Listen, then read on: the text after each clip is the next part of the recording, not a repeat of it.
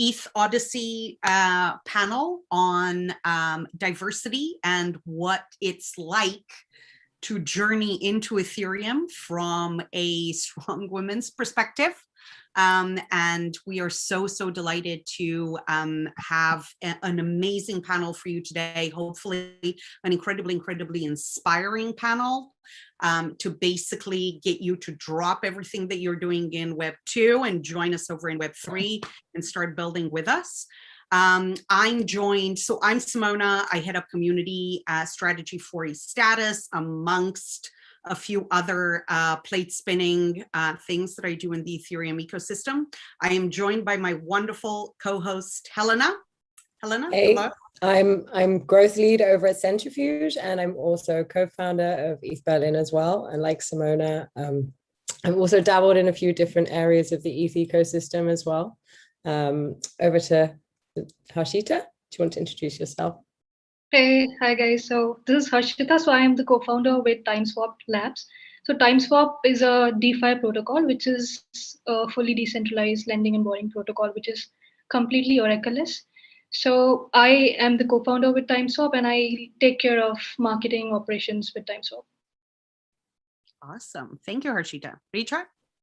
Hey everyone, hi, I'm Richa. I'm the co-founder at Ethereum Push Notification Service. I am the marketing lead there. And what we're doing at Ethereum Push Notification Service, or EPNS for short, is that we are bringing notification protocol. It's a communication layer wherein any Web3 service, smart contracts, dApps can send notifications to wallet addresses. Yep, I'm really excited to be here, and yeah. Awesome. Thank you so much. And our final panelist, Angela. Hi, Angela. Hi, Simona. Hi, Helena. And Harshita and Richa. So I am currently working with Gitcoin, and I'm full-time with Kernel. So Kernel is a fellowship, and I am working as a core steward there. Apart from that, before that, I had worked as a blockchain platform engineer at Matic, which is now Polygon.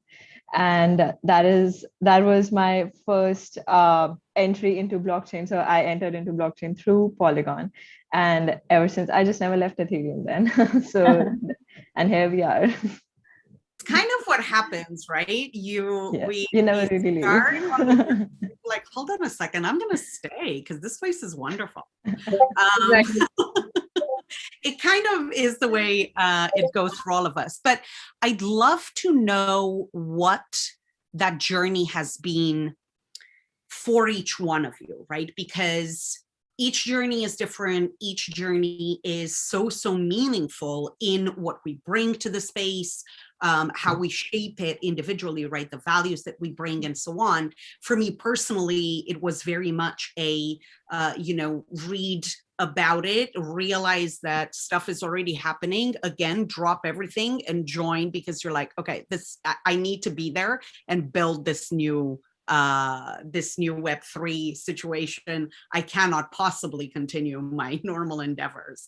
And so the rest, as they say, is history. Helena, what was yours? Like, well, I mean, I guess, I think a lot of volunteering was done, and especially this is kind of why we're here today, right? I volunteered a lot at a lot of ETH Global events after having started in the space at Parity. But it was really that kind of threw me into the community. And we all met at ETH India in 2018, which is why this panel is very special to Simona and I, because we also organized a Women in Blockchain meetup back then. And I think we were really blown away by the stories we were hearing from each and every woman that was there. And it was certainly extremely inspiring. And I think, it was hearing those stories as well that kind of really pushed me to keep moving and to keep doing what we're doing. But yeah, I think it would be good to hear from you guys. How did you get into the space, and how are you, how did you get here, basically? Shall we start from the tail end? So Angela, you were the last to come in. Let us know. Sure. So for me, it started from ETH India 2018. And that was, I think, my second hackathon ever that I participated in. And back then Ethereum was pretty new, and I just knew about Bitcoin through a book that I was reading. So, and that through that hackathon is how I got to dabble into the technical side of Ethereum, and that was that was incredibly fun. So the vibe of the community in there, and it was so welcoming, and everything felt very welcoming in this ecosystem. And I would say it was partly because of the way it was organized, and that is for Devfolio, and otherwise also as for the ecosystem. It felt like there is so many possibilities right out there, and there's so much that can be built. All that is required is like your diligence in it. And so it felt like there's a space for you, and I felt welcomed, and I just never left, like I said. So through that hackathon is how I got to know about Matic. And eventually, like before, when I was just about to graduate, is when I joined Matic as a developer advocate. And during that time, I was just working on the community side of things. I was just talking to other developers, helping them build on top of the platform. And back then, no one really knew about layer 2. So it was like that time, and it was really interesting to explore the infrastructure side of Ethereum by also looking at the community. And so that perspective was pretty unique for me. And eventually, when I pivoted to more of a practical and more of an engineer role while at Matic, so that is when I got to know about the coding side of things. And after that, when I joined Gitcoin, I was big into community. So through Gitcoin is how I learned how important your users are for the product that you're building on Web3. So this journey was pretty interesting for me. So going from community to the infrastructure, like to the grassroots level, and then going above it to the community side of things and trying to see how it works out. So through my time at Gitcoin is how I learned that anything you do, anything you build is basically incomplete without the users out there. And if you cannot communicate well enough, it's pretty much nothing. So that is what I learned. And then in kernel, it's a really different scenario for me, wherein it's more about learning, it's more about growing together, it's more about that peer-to-peer aspect of things. So pretty much everything is new to me, I would say. And it's like different perspectives is what I'm getting to see through these different roles.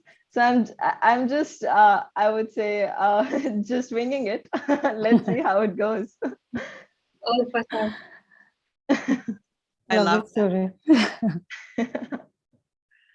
Harshita, Richa, how about you guys?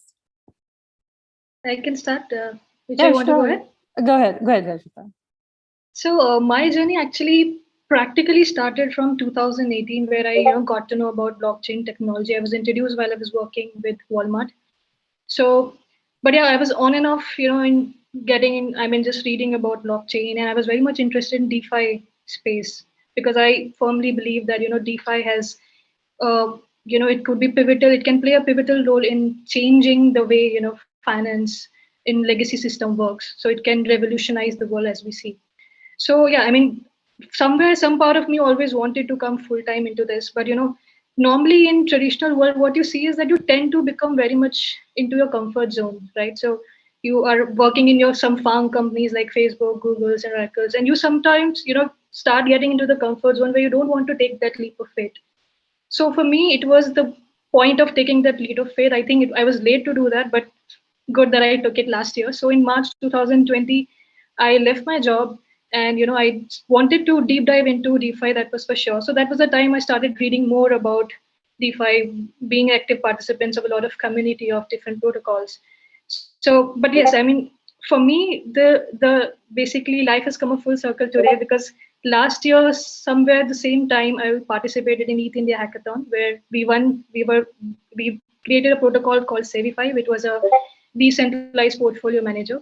So for me, frankly, that was the point. It was a turning point where I got a lot of confidence, right? Because you come from a background. I don't come from a developer background, so I was coming from more of a marketing and new product development background. So for me, it was always a gray area, right? That how, okay, the blockchain industry is this, okay, Solidity is a programming language that is used to ship the products. But then till the time you don't work closely of how that product is being shipped, how the developer is working. So for me, that was the platform that I got through with India Hackathon, that I was able to work with three budding, engineers who were third year students. So it was a very good experience to work with the young talent, and I got a lot of learning from that.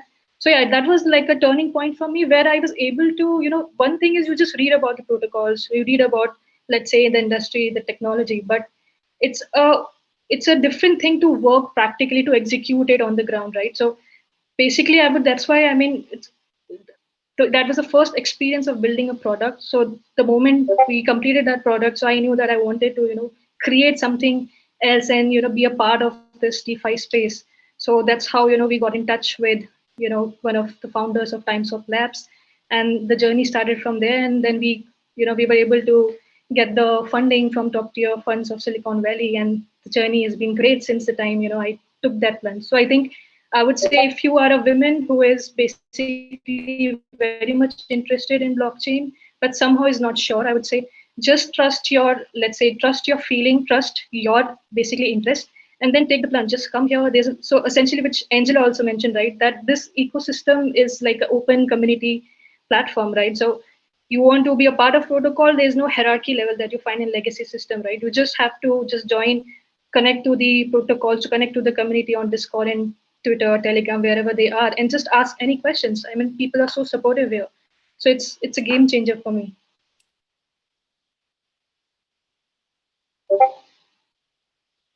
And then Richa, I guess, do you want to give your story? Yeah, sure. So, I mean, a very exciting story so far, and could listen to such stories, all day. So for me, I worked earlier in traditional financial technology consulting. I worked with Deloitte. I had some corporate experience. Then I started working with a blockchain startup. And around 2018, I and my co-founder, we thought, we really enjoy the space. So why not start, poking around and seeing what are the pain points that we can address and start something of our own. And at that point of time, we just had an idea, rough idea that, the user experience is something that was broken because notifications is what we were looking at to sort of address or do as a pain point. We wrote to Ethereum Foundation back then. It was early 2019. And we were surprised by the response that we got. Like, they sent an email, a very detailed email on what we could do, the next steps, all the links. And they encouraged us to join the Global Hackathon that was happening. We joined the hackathon, built a rough POC. And at that point of time, it was just that we were really excited because we had an idea and it was going somewhere. We didn't know we were going to register a company and do the next things that we did. And that's when we met a lot of people. We started talking to teams from Aave, ENS. And that was amazing because everybody was so open. They would, we would have office hours. They would tell us, you could do this, that. The protocol developed, matured. Then we got selected for the IDO product validation, where we learned how to sort of synthesize user ideas. We were one of the top 20 projects that was selected there. And after that, we got selected for the kernel Genesis block. And I think it's by far the best experience that we've ever had because we got to meet so many amazing people who are also on this call, Simona, Angela. And that was, I think, something that really changed there for me is that, I came from a technology background. I was primarily coding. And right now, I primarily look into marketing. So kind of switch gears. But I was so scared, almost overwhelmed at sometimes, that I wasn't sure how to even probably write a tweet. And I remember we had booked a call. I don't know if Simona remembers that or not. I and Harsh had booked a call with Simona, and we asked her, how do you sort of put your personality out there on social media? Is it okay to put a heart emoji through your social accounts? And she just said that, it's okay to just be yourself, put your personality out there. And I think that's what the community appreciates at the end of the day, if you're being genuine, if you're just being yourself. Yeah, that was when we did our Gitcoin kernel Genesis Block Fellowship and entered Gitcoin Grant Round 7, where we were one of the top 5 projects. And that was the first time we received a grant. It was, I remember it was around $16,000. It was not really about the money as much as it was about getting a grant from around 200 people. And that really motivated us, because at that point of time, we realized that if you have an idea and if people are there to support you and they are willing to support your grant, the community is what sort of really helps you push your idea forward. And thereafter, we raised a seed round, and now we are gearing up to, going for an audit and mainnet pretty soon. So it's been a really exciting journey. We've met like so many amazing people. Really grateful to meet so many of you who are there on the call. And yeah, it's just been a great learning experience so far. Yeah, I think everybody's journey seems to have some sort of like whirlwind story. And it's really interesting that a few of you touched on the whole kind of non-tech to tech or tech to non-tech, because, it leads me nicely to the next question, which is like, what challenges have you faced along your journeys and how did you overcome them? I mean, certainly just a quick one from my side, coming from a non-technical background and coming into the space in 2017, where the education to the non-technical people was just non-existent, kind of keeping up to speed and really getting that education was definitely probably the biggest challenge I think I've faced. But I think we're getting a bit better at that. But yeah, I'd like to hear from each of you what your challenges were and how you overcame them.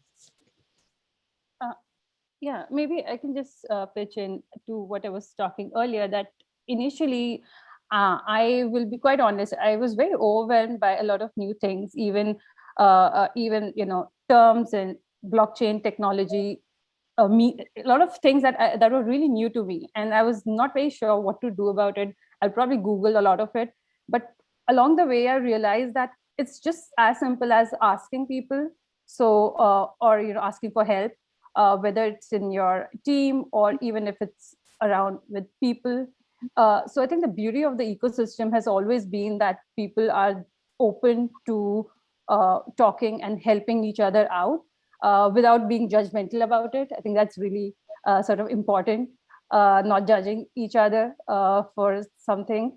So yeah, I think for me, going through different hackathons, programs like Gitcoin kernel and IDEO product validation, it sort of eases you in and kind of you lose your inhibitions. And I think that's sort of been some of the things that I have experienced. I still sometimes do struggle with it, but yeah, I think it gets better as you spend and as you mature in the ecosystem, that everybody is super helpful and they're like really supportive of what you're doing.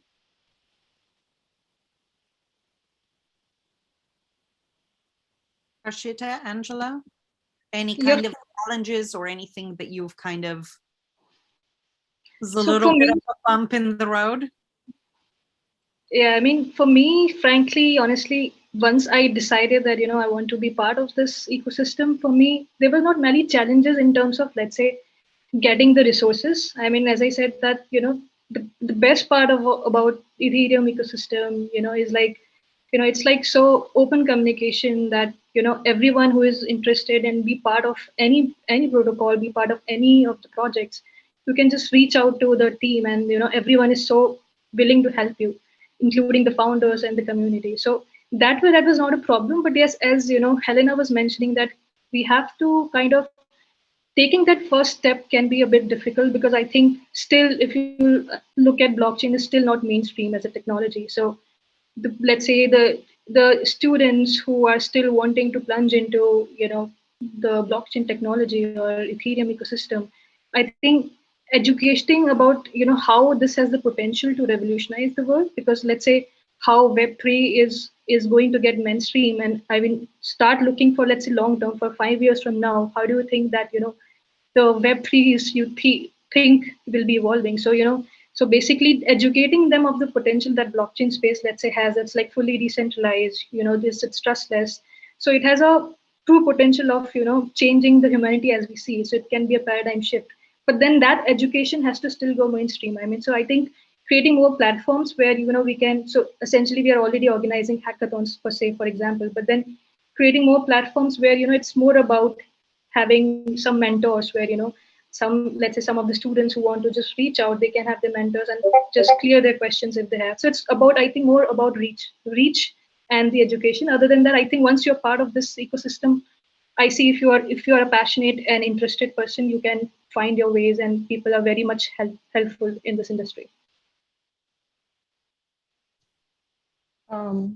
So for me, I feel the biggest challenge was getting over this thought that I always had in mind that I'm not good enough and that I have to try hard. I think it's called imposter syndrome, but whatever it was or whatever it is called, it feels really bad. So it's not really related to Web3 or Web2 or anything in general. It was just my personal challenge, and it was the biggest challenge that I had to face. So I still remember in that hackathon that I just talked about, through which my entire journey started. I felt like I was the only person in the entire room who didn't know Ethereum, or maybe this other person who is sitting right beside me knows everything about Ethereum and I don't know. It could be because we were still pretty new into the space, and it wasn't like I could buy a book and learn everything about it. But I don't know what factors there were, and I don't know what solution there is. But that was pretty much the biggest challenge that took me the longest time to overcome. And I think I'm still struggling with it. But I think there's a lot that I have come along since these 1 or 2 years in through my journey. And the other challenge that I faced, like while I was struggling with that challenge, wherein you feel that you're the only person in the room who doesn't know this XYZ thing, there's this other challenge wherein whom should you reach out to? Who exactly should you reach out to? It was a particular challenge for me because I would prefer not reaching out to people. So there's this thing about introverts that they just want to sit in a silo and do just their own thing all day. And so that was this other challenge that I had to face. And then because I feel that there weren't a lot of people writing books or a lot of people curating resources, which I'm really thankful that there are community members who are doing that now. It's really easy to do a Google search for, let's say, ceramic and not landing on actual ceramic. So we have come a long way since that. And so this is what I'm really thankful for. And these were the 3 biggest challenges that I faced. And yeah, I'm still struggling, but let's see how it goes.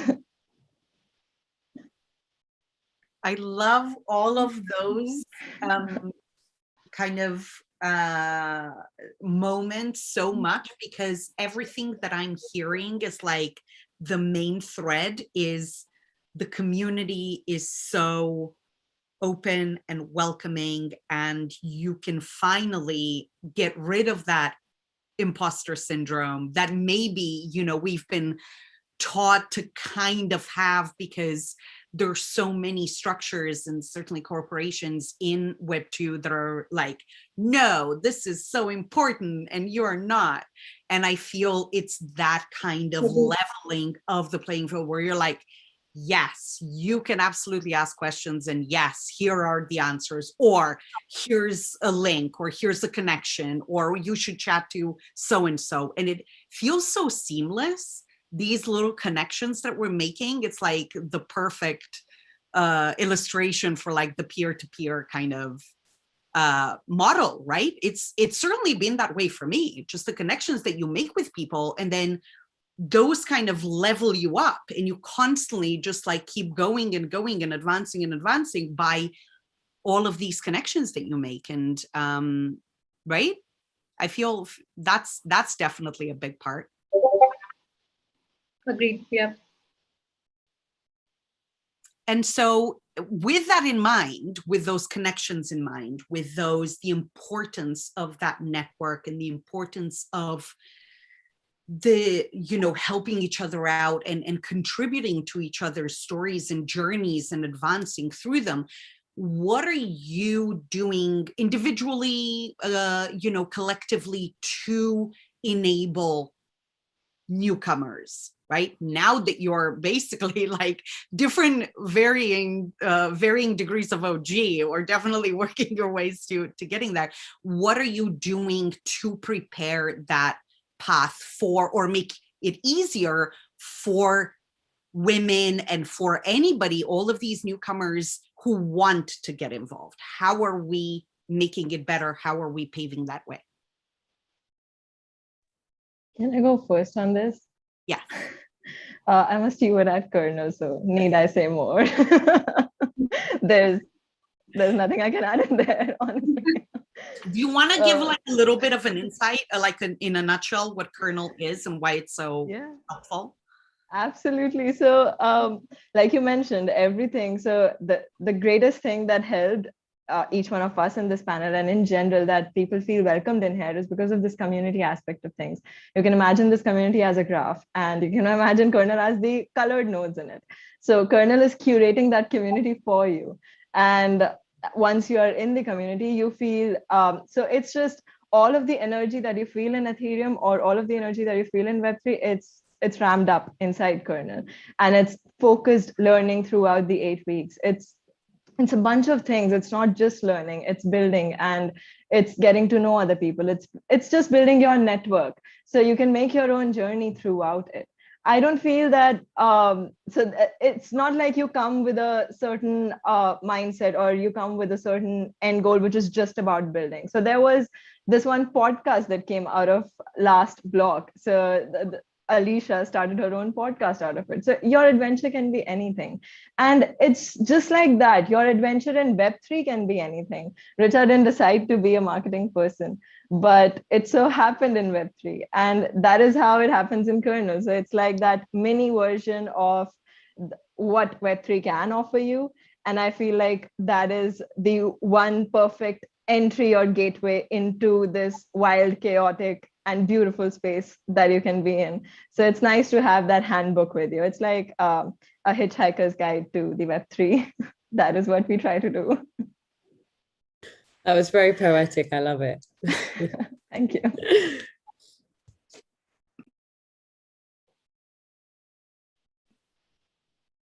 Richa, Harshita?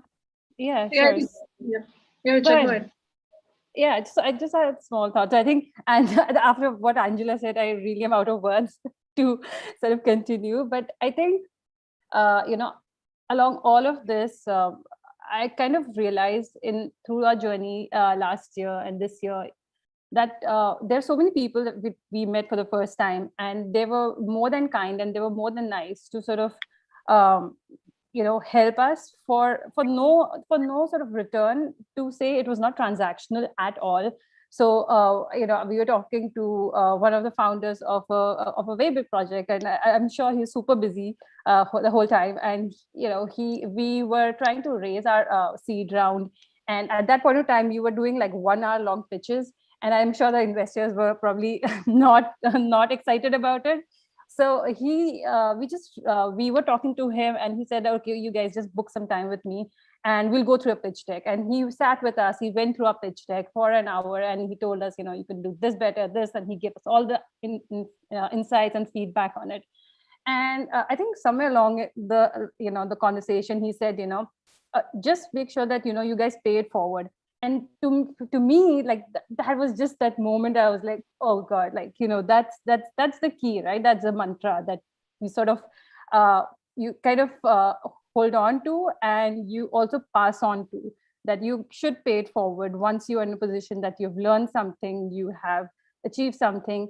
And I think that's what we should do as a community, as an ecosystem, that once you have the knowledge, once you have the means, just pay it forward. It could be through, 100 DAI or 100, dollar sort of grant on the Gitcoin grants round coming up. I know Simona does that. You open up a tweet thread and you kind of ask them to drop the gems in Gitcoin grants, right? And you did it, and I'm not ashamed to say that I copied it. So it's good that people get more grants.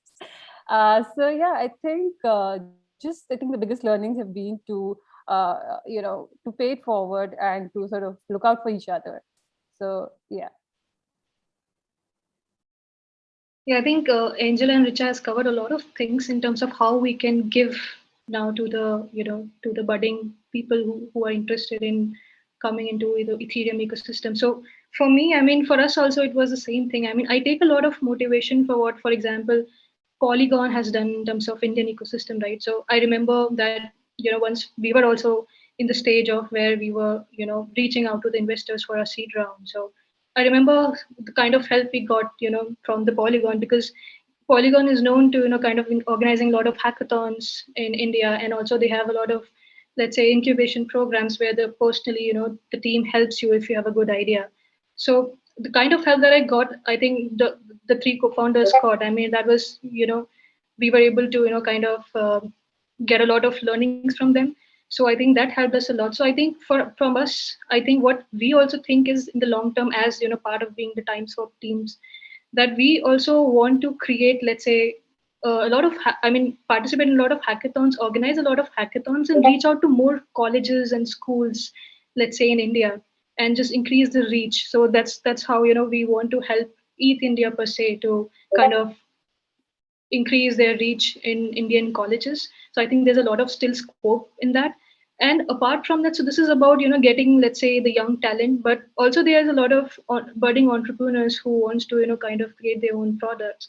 So I think for them also, for us, it would be, and basically we want to kind of create a small incubation program where once we are an established product, that then people can come and then just share their ideas, and then we can just help them to reach out to other potential investors who can help them to kind of incubate and expand.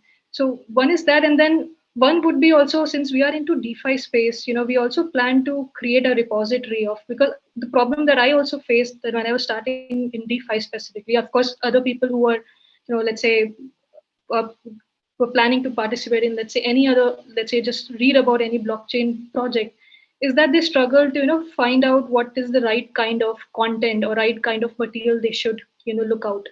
So I think creating a repository, for example, the what Coinbase Earn has been doing, that you just go to their website and just go to Coinbase Earn, and you can read about different protocols, what they're doing.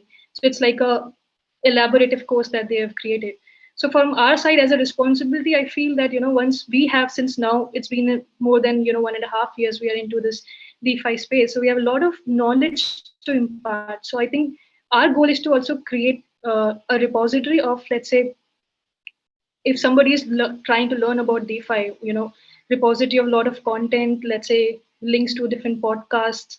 And also there are a lot of terminologies, let's say if somebody is not coming from a finance background, that he is not able to understand. So for them, creating that repository of a lot of, glossary, basically a lot of terms that people are not familiar with, just explaining them in ease, I mean, to simplify that. So I think educating and then helping the, let's say, the incumbents to, how to reach out would be something that we want to focus in the future. Yeah, I think education has been a big buzzword in this discussion, right? And I think something that I value about ETH India and the organizers is that, like, they really had a mission to get into the grassroots and to educate people from the ground up, basically. So yeah, so that's super wonderful to hear that you guys are kind of giving back in the same way as well.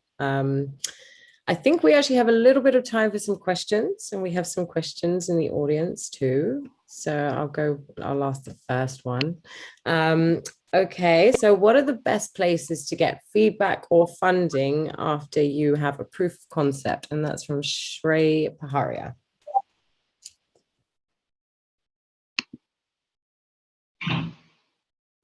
Who wants to take that one first? Sorry, what was the question? I was not able to get that. What are the best places to get feedback or funding once you have your proof of concept?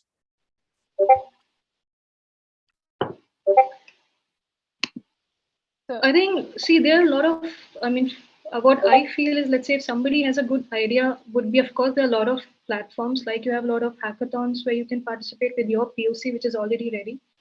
And also, you have a lot of, let's say, platforms where you get the opportunity to pitch your projects, right? So I think, so essentially, I mean, one is, of course, let's say participating in hackathons. One is like reaching out to, let's say, the thought leaders of the industry. I mean, I think if you just tweet them personally, if you just message them, I think they are more than happy to reach out to you.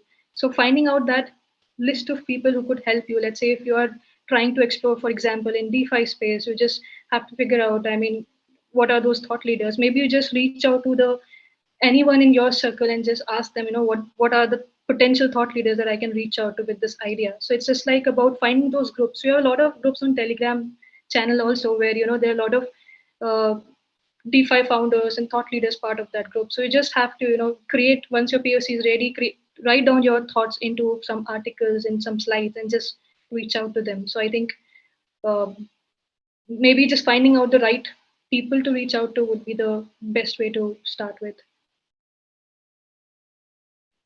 Yeah, absolutely agree with everything that Harshita said.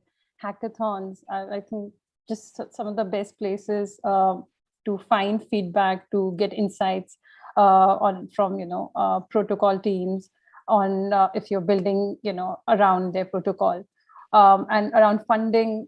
Definitely demo days, something like Kernel has. Once the 8 weeks are completed, demo days are great.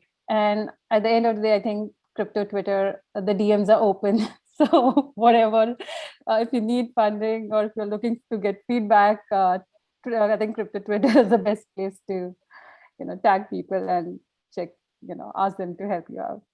I totally agree. And just quickly to jump in there, I think one of the things that you discover very quickly in crypto is that it doesn't necessarily have to be something very structured, right? Like Richard just said, just go on Twitter, maybe tag a couple of people, and they're more than willing to say, yes, this is interesting. Have you looked into this? If there's something already out there that's similar, or why don't you DM me? Or again, like Richard said, and Angela, I'm sure she was going to jump in and say, join the next kernel block, because not only does it give you an opportunity to do demo days, but also you have a captive, dare I say, pool of potential users that you can bounce ideas off of, get feedback from.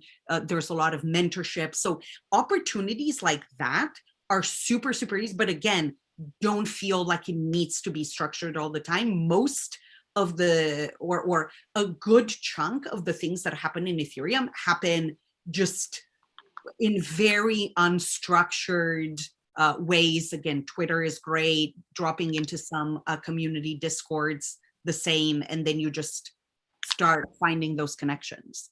The next question, and actually this was just above Shrey's, quick one, I think, and I'll do one answer from each of you. Career related, should we go for higher education or just stay in the job space and like get a role? Angela, thoughts? Higher education or just go for it in Web3? Both. Do both. I did both, and I'm gonna do both again very soon. And you can do it. Trust me, it's doable and it's very enjoyable. Don't call me when you pull out your hair, but it's doable, definitely. Actually, also it depends on your choice, on what you want to do next. So let's say you are currently very, very good in backend coding or full stack coding, but eventually let's say you want to pivot to a more distributed systems sort of role.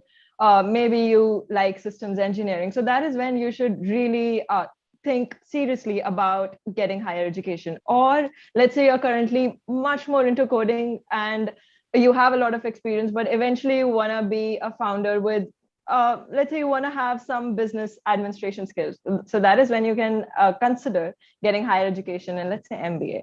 So it's never a bad idea to educate yourself. I know there might be a lot of people who won't like my response on this, because I know there's this culture of dropping out of colleges, and I respect that. But it's not that bad, give university a chance. College life is nice and you get to enjoy a lot. So it's a win-win situation. So you can consider it, I would say. Richa, thoughts? Yeah, exactly like what Angela said. Personal choice. Definitely, go with what you enjoy, and think about your future as well. And at the end of the day, it's completely your choice what you want to do. I mean, completely respect anybody who doesn't want to pursue a higher education and has great skills and they want to build upon that, or if they just want to pursue it and do it on the side and then do it full time. So yeah, definitely to each their own. Harshita?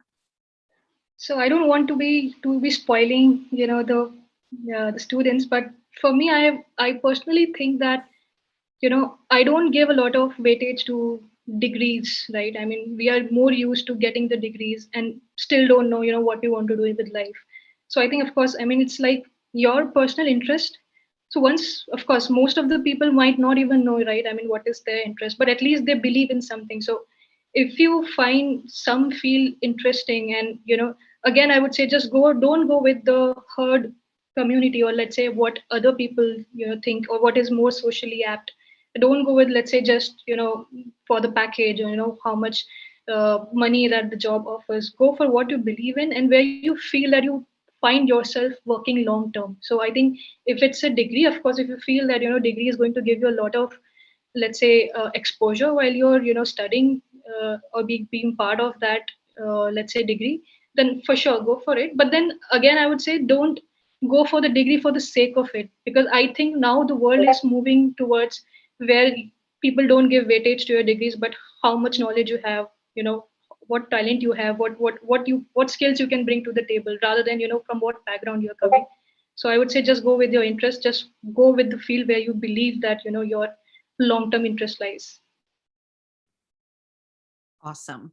And I think just following on from that, because it obviously referred to higher education, and we know that there's a lot of students, and I guess at that level, at the university level, there's a lot of interest in Web3 and in Ethereum.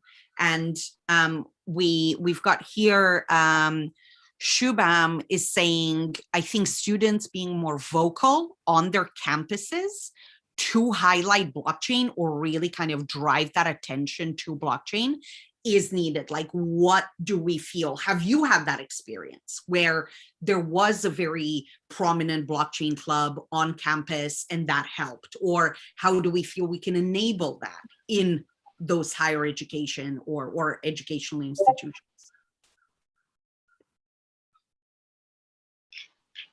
So maybe I can just go first. That, when I don't disclose how old I am, but when I graduated, there wasn't a lot of conversation happening around blockchain. When I was in college and graduated, it only, I only started hearing about it a couple of years back.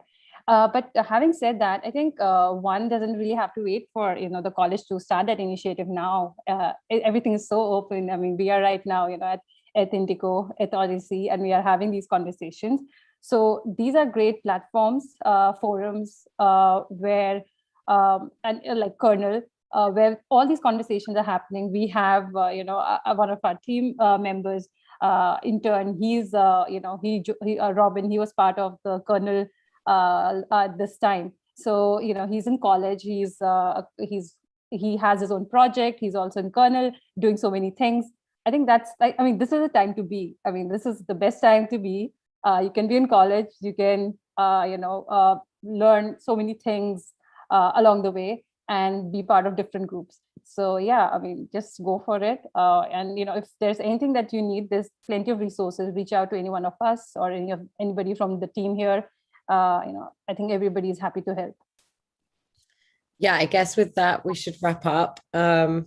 We could be talking about this for hours. Or Simona, did you want to say one more thing? There's one more in Q&A that says, what is your advice for everybody? And that's actually a great one to end on. What's your advice for everybody trying to find a problem in the space to work on? I think just straight off the bat, look at something that you're interested in rather than trying to find a problem. Like, I think all of us kind of started from an angle of, I would like to change this one thing. Here's the tech and here are the people to help you do that. But I'd like to know, like, super quick piece of advice from each one of you from somebody who is standing like right on the edge of Web3, what is the advice to make them take that step? Just super quick, make it inspirational. I guess hackathons, they give you the best platform, really. You have an idea, there's an issue you want to solve, get yourself to a hackathon and get that idea on paper. Everyone wants to hear these kind of ideas. Absolutely. And just real quick, right? Like, I mean, everybody can address a unique problem, but I think it's also to look at it from a different perspective, that there could be a problem and that different people are trying to solve it in different unique ways. So maybe look at it that way as well. So that will be pretty interesting. And, you know, if you have an idea like we are doing at India, so, you know, just always believe that, you know, now's the time where ideas, they will surpass geographical boundaries. So whether, you know, somebody asks around funding or about, you know, how you can sort of reach out to different people. So it's not really you need to be in a specific, you know, geographical location to now kind of reach out for funding or sort of ask for help for different people. You know, there are a lot of virtual meetups, and the options and the ideas are limitless. So yeah, just go for it. And I guess if you have any other questions, just drop them on the tweet as well, and we can kind of answer them or reach out to any of us individually. And also look out, because DevFolio are going to be announcing a special fellowship coming up, which is going to be for women. And yeah, just keep an eye out on any funding and grants and things like this too. That's another thing that helps everyone get their foot on the door. And thank you so much, Denver, for sharing all our Twitter handles. Like we say, a lot of opportunity happens on Twitter. So if you want, like Helena said, if you have more questions, add them to that tweet, DM us. We're always happy to help out and share any kind of ideas we have, and hopefully see you over here very soon so we can build this stuff together. Thank you, everyone. Thank you so Thanks, much. everyone. Thank you, everybody. Bye-bye. Thank you. Thank you.